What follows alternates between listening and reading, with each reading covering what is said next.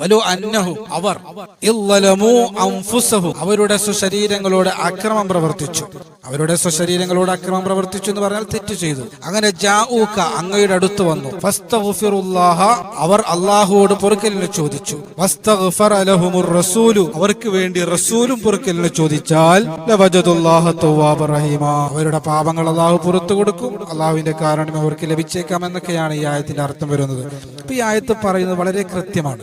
അല്ലാഹുവിന്റെ റസൂലിന്റെ അടുത്ത് നമ്മൾ പോയി റസൂലുള്ളാഹി സ്വല്ലല്ലാഹി അലൈഹി വസല്ലം തങ്ങളോട് നമ്മുടെ പാപങ്ങൾ പൊറുക്കാൻ വേണ്ടി വരെ നമ്മൾ അപേക്ഷിച്ചു കഴിഞ്ഞാൽ, അങ്ങനെ റസൂലുള്ളാഹി സ്വല്ലല്ലാഹി അലൈഹി വസല്ലം തങ്ങൾ അല്ലാഹു സുബ്ഹാനഹു വ തആലയോട് അത് പറഞ്ഞു കഴിഞ്ഞാൽ അല്ലാഹു സുബ്ഹാനഹു വ തആല നമുക്ക് പൊറുക്കുമെന്നാണ്. അപ്പൊ പാപങ്ങൾ പൊറുക്കാൻ വേണ്ടി വരെ നമുക്ക് അല്ലാഹു സുബ്ഹാനഹു വ തആലയുടെ മുമ്പേ ഇടയാളന്മാരെ സഹായം തേടാൻ നമുക്ക് കഴിയുമെങ്കിൽ ബാക്കിയുള്ള വിഷയങ്ങൾ, നമ്മുടെ ഭൗതികപരമായ വിഷയങ്ങൾക്കൊക്കെ എന്തായാലും പറ്റുമെന്ന് സുവ്യക്തമാണ്.